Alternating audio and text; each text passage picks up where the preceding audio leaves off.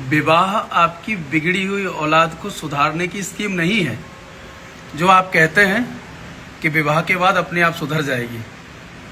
पहले तो आप उनको संस्कार नहीं दे पा रहे हैं, समझा नहीं पा रहे हैं, उनकी निगरानी नहीं कर पा रहे हैं, ध्यान नहीं दे पा रहे हैं। अगर आपकी बेटी का मोबाइल एक दिन आप रिचार्ज करने में लेट हो गए और उसका फ़ोन रिचार्ज हो गया और आप कह रहे हैं कि अच्छा हुआ रिचार्ज करवा लिया, आफत कट गई। अरे उसको ये भी पहचानने की कोशिश करिए कि वो रिचार्ज हुआ कहाँ से है, किसने रिचार्ज कर दिया, पैसा कहाँ से आया। आपने उन बातों पे ध्यान नहीं दिया।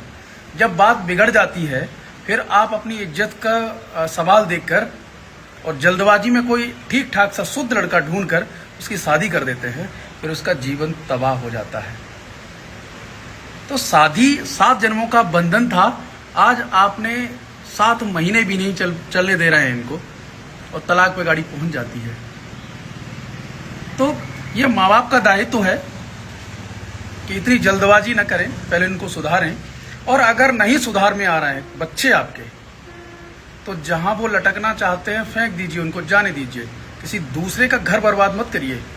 अपनी इज्जत के लिए किसी दूसरे का घर बर्बाद मत करिए। कोई सीधा साधा लड़का उसके चक्कर में फंस जाए और वो उसको लाके फांसी लटका दें, रोजाना धमकी दें कि जैसा हम कह रहे हैं वैसा करो, नहीं तो हम सुसाइड कर लेंगे, आपको जेल जाना पड़ेगा। दहेज प्रथा, तरह तरह की धाराओं में जेल भेजने की धमकी।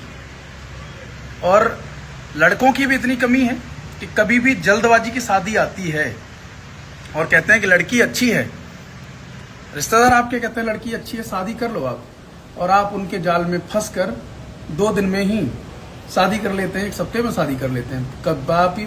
कभी मत करिए। ये सोच लीजिए कि जल्दबाजी की शादी उन्हीं की होती है जिनमें कुछ कमी होती है। तो इन चीज़ों से हमेशा बचिए। मेरा एक दोस्त है, उसकी आपको कहानी बता रहा हूँ। रात में फ़ोन आया उसके मामा का कि बेटा लड़की बहुत अच्छी है और वहाँ से एक जगह से तिलक लौटा है, आप शादी कर लो, लड़की बहुत अच्छी है, परिवार भी बहुत अच्छा है। उन्होंने कहा कि पैसा भी ठीक ठाक दे रहे हैं, पैसे के नाम पे उनको गुमराह किया गया, पैसा भी नहीं दिया गया और अगले ही दिन उसकी शादी हो गई। बीबी जब घर आ गई तो 2 दिन घर रुकी। उसने कहा कि मुझे मेरे मायके घुमा के ले आओ। वो मेरा दोस्त उसके मायके ले गया और मायके से आज तक नहीं लौटी है और बेचारा 1.5 साल से परेशान है।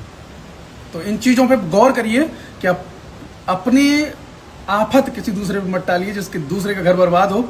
अपने बच्चों को खुद संभालिए, खुद आफत झेलिए, उसके जिम्मेदार आप स्वयं हैं। जय हिंद।